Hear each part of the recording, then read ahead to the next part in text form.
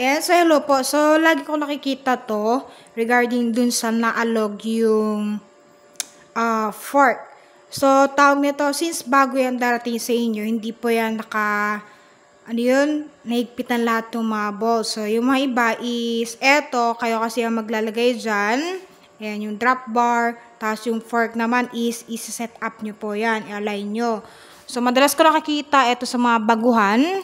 Eto, lagi nakaharap sa labas. So, as you can see dun sa mga reviews, lagi ko na-plan yan.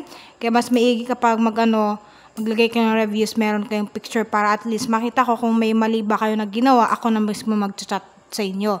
So, bali ganito po yung setup ng fork ninyo. Ayan.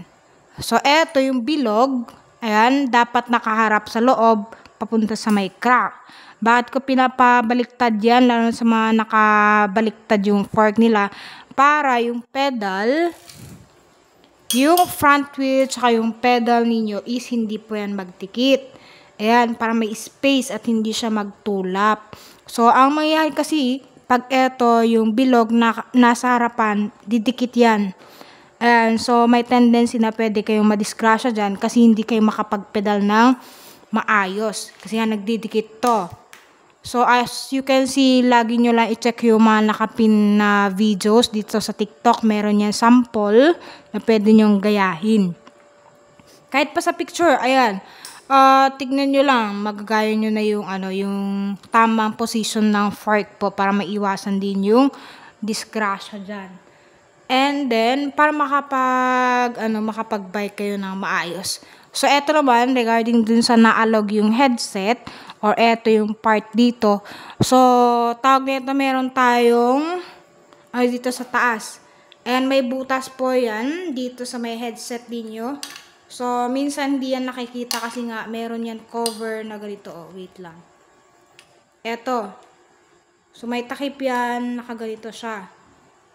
And so, sabi ko, higpitan nyo lagi yung nandito sa may taas. Yung sakto lang, huwag masyadong maigpit. Ayan, kailangan kasi maigpit yan para yung drop bar ninyo, tsaka yung front wheel ninyo is sabay po yung ikot nyan. Lalo kapag nag-U-turn kayo. Ayan, so eto, as you can see, wala pong alog yan. Pero kung luluwagan mo yan, alog to. Ayan, kung gagalaw dito, oh. So, ang gagawin nyo lang, diba, eto, liluwagan ko na yan. So, kumbaga, hindi kasi siya, pero eto kasi nakaset up na yan, kaya hindi yan magalaw. Pero kapag feel ninyo na naalog siya, ayan, open nyo lang yun dito sa may taas. And then, kuha ka ng tools na Allen key, number 5 to. Ayan, 5mm. And then, higpitan mo lang. Yung sakto lang, na kaya mo na Ayan, so mahigpit na yan. Then, check mo. Basta hindi gagalaw yung front wheel. Dapat sabay yan lagi. Ayan, saka mo ilagay to. Hindi naman kailangan na to. Kumbaga may cover lang siya para in case kapag umulan, ay hindi siya malalagyan ng tubig. Pwede rin naman lagyan ng grasa yan. So dito naman sa may headset, kailangan nyo higpitan to. Yung sakto lang, huwag masyadong mahigpit kasi pwedeng pumutok yan at mag-crack po. So dito naman sa sa harapan, same lang. Saktong higpit lang. Huwag masyadong ikot na ikot kasi eto dito, pwede siyang pumutok. Then, papalit ka ulit ng stem. So, eto kasi yung stem natin is nasa 90mm. 90 or 60? Ayan, 90. Tapos, pwede naman kayo magpalit dyan. Eto yung size ng my steel. Since Solana Race Master ito, yung TIG 3,799. Ito yung pinakamaliit na size 46. So, ang headset nito is 34mm. Lahat ng mga bakal natin dito is 34mm yung headset nila. And sa mga alloy naman, Solana alloy and J-Lab alloy is 44mm yung headset. Kung gusto magpalit lang headset na seal bearing, ito kasi ball bearing siya. So yan ha.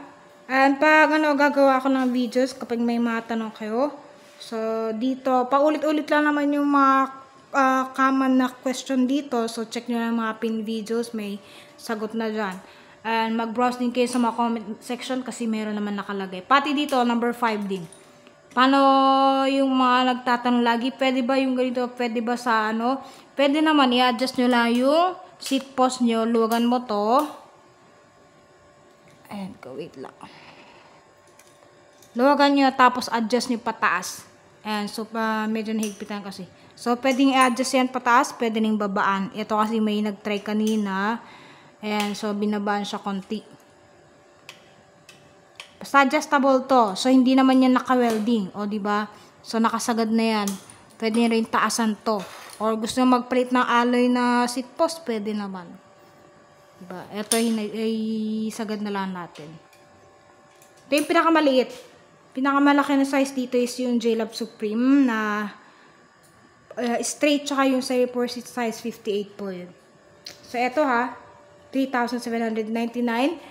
And then, Solana Evolution, 4,100. Yung presyo niya, para makita nyo yung difference nila. Ayan.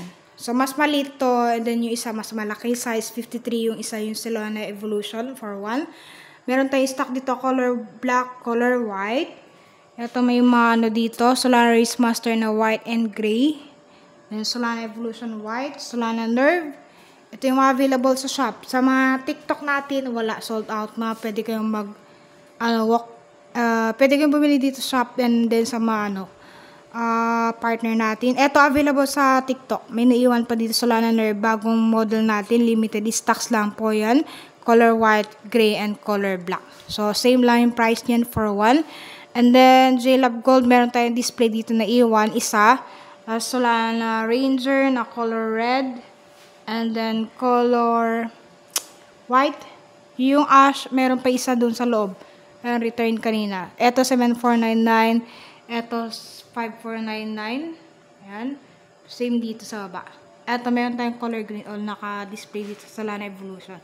So, pwede kayo pumunta dito 9 AM to 5 PM hanggang 6 PM. Kung gusto makita yung may stocks natin. So, bye-bye and God bless. Ingat po palagi. Ayan, good night.